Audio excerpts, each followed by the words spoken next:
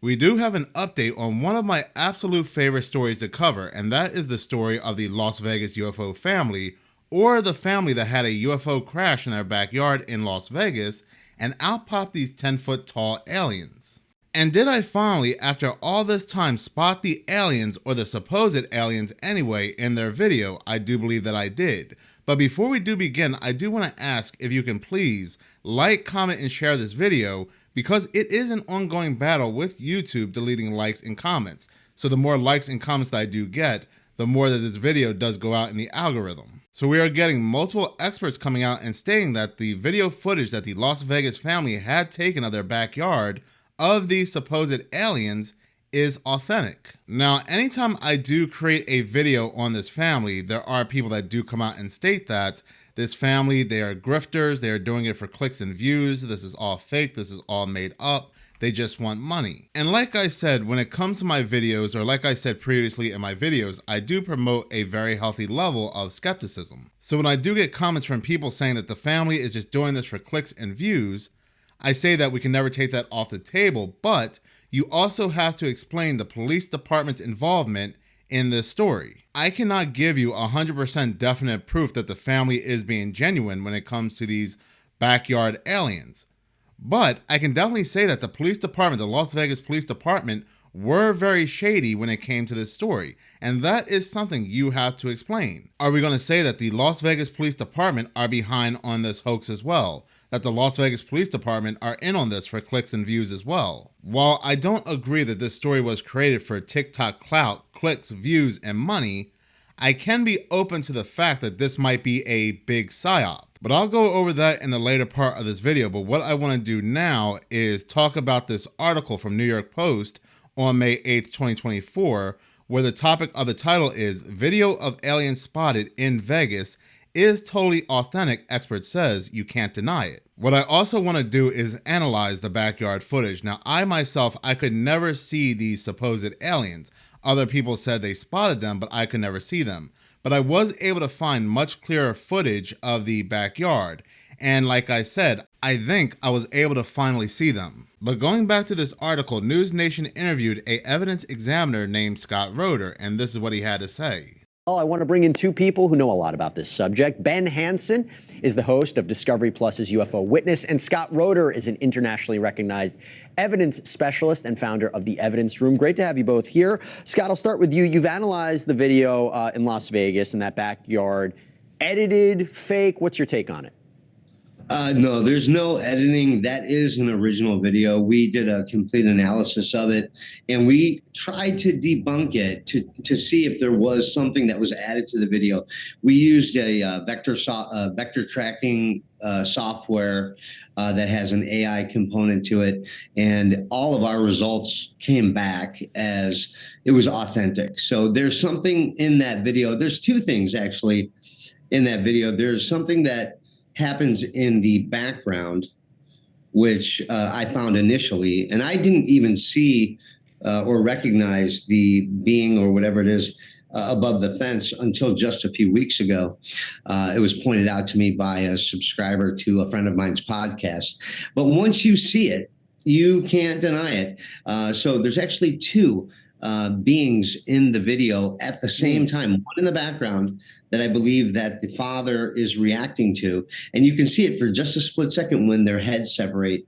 And at that same time, that's when the being or whatever it is comes above the fence. So I believe it's authentic.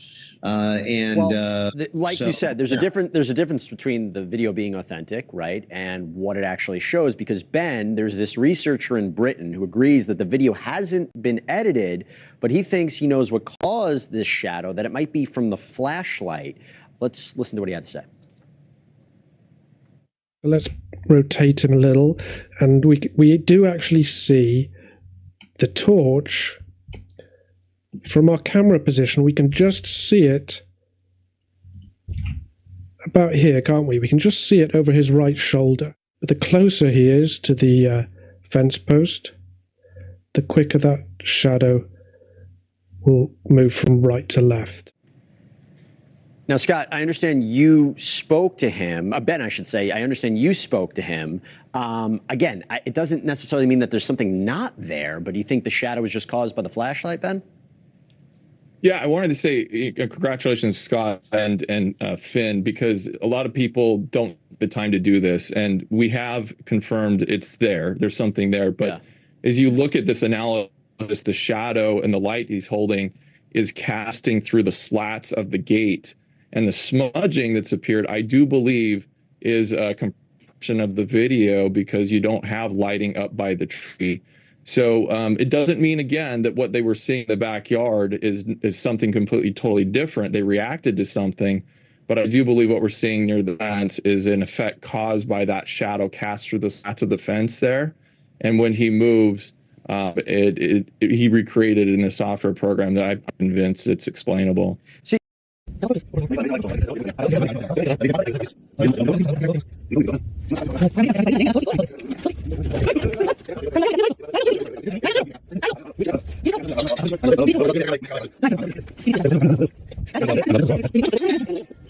Kai.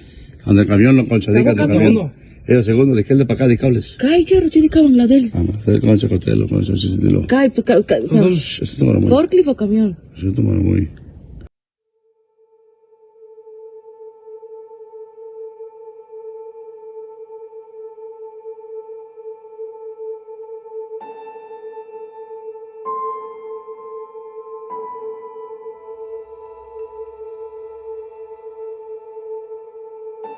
So you can see what appears to look like this big shadowy head, these bright eyes, and what appears to look like a nose and a mouth. What gets me is that if you look close enough in the video footage, you can see the head slightly moving.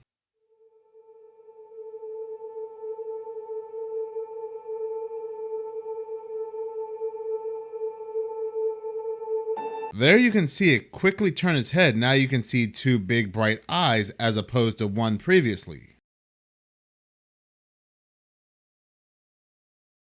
So there is definitely something or somethings inside this forklift, and this woman who's recording this video has noticed them as well. What I also find very interesting is that what's seen inside this forklift, if there's anything inside this forklift, but what I do see is what was described inside the Miami Mall. They were described as these tall, shadowy beings with bright eyes. Matter of fact, one of the individuals I have covered a couple times on this channel, a guy on TikTok named Fitz, has stated he does have video footage of the Miami Mall aliens.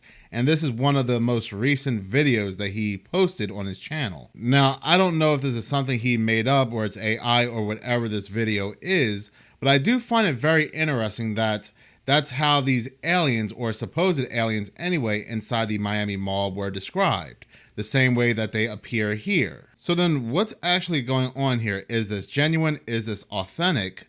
Are we looking at a hoax, or are we looking at a big psyop here? Now, I don't believe we're looking at a hoax here or a group of people trying to get TikTok fame. And that is for a couple of reasons. Like I said, one of the reasons is due to how the Las Vegas Police Department were moving when it came to the story. When the police arrive and talk to the family, the police say they saw this green thing fall out of the sky. And then they proceed to go into the backyard with the family.